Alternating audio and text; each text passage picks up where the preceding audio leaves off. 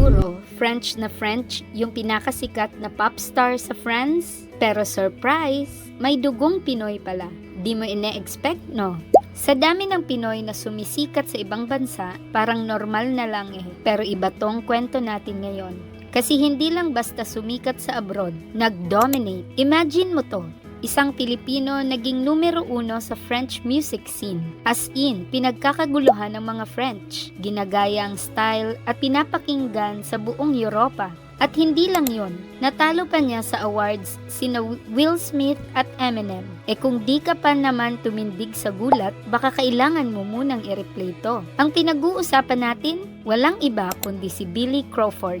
Matatandaan natin si Billy bilang child star sa Pilipinas. Yung cute na bata na kumakanta at sumasayaw sa mga variety show. Parang lahat ng tita noon, gusto siyang gawing inaanak. Pero habang tayong lahat naglalaro lang ng text at tumbang preso, si Billy naka-mic na at umaaura sa stage.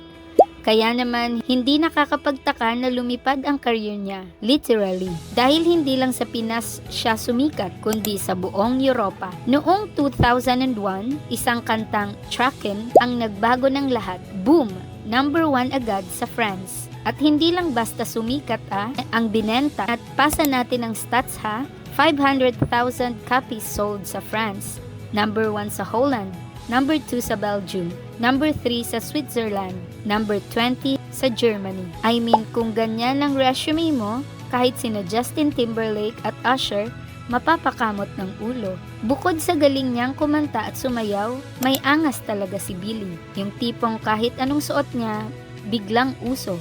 At hindi lang siya pang stage.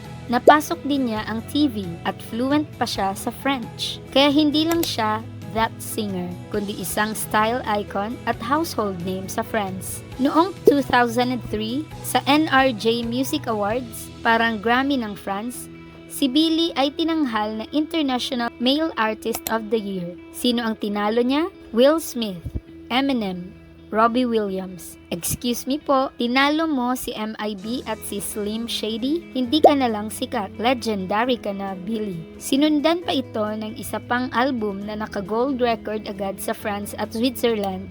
Tapos platinum na naman. Parang yung medalya sa school na di mo pa nauubos ang isang quarter, may award ka na agad. Total na benta ng records niya worldwide, mahigit 2 milyon. Saan ka pa? At ito pa ang fun fact. Habang pinapakinggan ng mga French ang boses ni Billy habang nagko-coffee sila sa sidewalk cafe, tayo dito tulog pa o naghihintay ng tricycle. Sila, Billy Crawford, Tres Magnifique. Uy, siya ba yung sumasayaw dati sa ASAP? Pero yun ang totoo. Kahit saan mapunta ang Pinoy, hindi tayo basta-basta.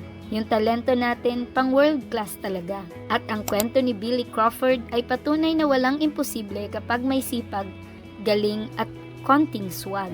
Isang dating child star naging hari ng pop sa isang bansang kilala sa matataas na standards. Kung kaya ni Billy, kaya mo rin. Malay mo, next viral na French idol, ikaw na!